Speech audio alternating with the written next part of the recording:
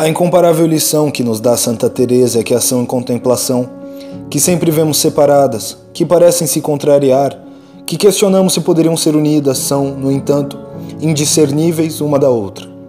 Pois a contemplação é a ação considerada desde o cimo da alma, de onde ela precede e para a qual não cessa de nos fazer subir. Nem se dirá que há para Santa Teresa uma subida e uma descida alternativas da alma, das tarefas materiais, às mais sublimes graças de oração.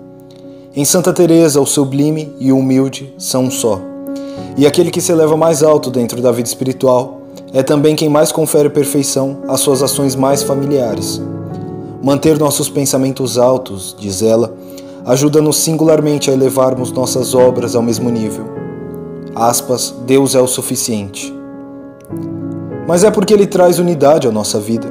Ele quer que a mística e a prática se nutram, que nossa solidão nos faça comungar com todos os seres e que possamos, na dor extrema, sentir ainda o extremo da alegria. Mas Ele jamais quer que desprezemos os meios que pôs em nossas mãos, quer que deles nós façamos uso. Todas as nossas empresas, cujo sucesso depende exclusivamente de Deus, devem ser conduzidas de acordo com as leis do nosso entendimento.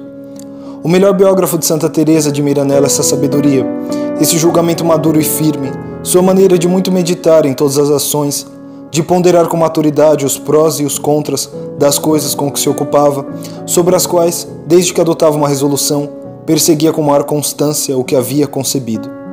Em sua oração ainda, ela se dirigia a Deus como a fonte mesma de toda a prudência. Aspas, isto eu sei, disse ela, usar a razão para medir todas as coisas em uma balança justa, no intuito de dar a cada uma o que merece e ter uma atenção contínua que me permite distinguir o melhor do pior, de modo a fazer uma escolha muito justa e acompanhada de intenção muito pura. Nossa união com Deus sempre começa com um simples recolhimento, mas ela deve transfigurar todas as nossas potências, revelando o seu uso espiritual que produz em nós a perfeita quietude, onde essas mesmas potências entram, por assim dizer, em repouso. Essa união nos dá uma espécie de consolo contínuo, forçando-nos a pensar que nada ocorre sem a vontade de Deus, que ninguém é testado além do que poderia suportar. Então, nasce uma atitude de confiança e segurança que issa a alma tão acima de todos os tormentos pelos quais o amor próprio ainda disputa com Deus, e assim prova que ainda não o encontrou. Escutemos esta serena audácia com a qual Santa Teresa fala do caminho que conduz a Ele. Aspas, eu já não compreendo, Senhor, como podemos dizer que o caminho que nos leva a Ti é estreito.